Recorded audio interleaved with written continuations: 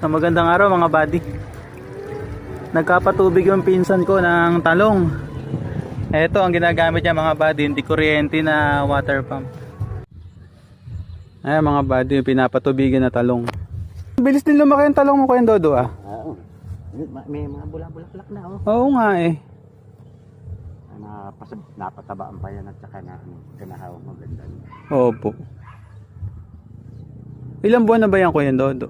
Isang buwang mahigit na siguro, isang buwan. Nung 24, wala pang 24, andito kami.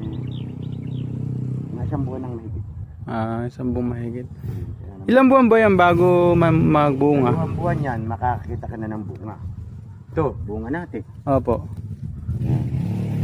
Ayan mga buddy, yung bulaklak niya. Bulaklak na yung bunga niya. Yan doon sa manapitas.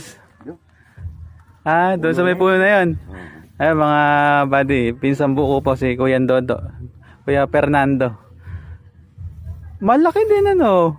Ba? Ayos ah. Makapuno ito, makapuno. Ano ibig sabihin ng Kuya Dodo? Makapal na makapal ang laman ito. O praso labutas ang makapunong papaya.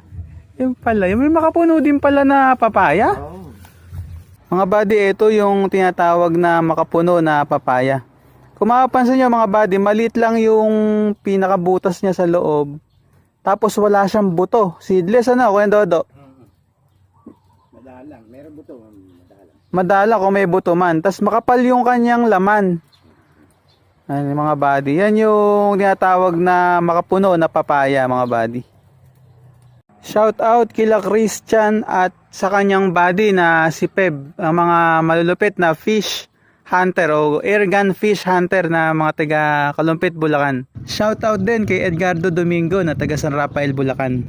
Ingat mga buddy at see you sa next video.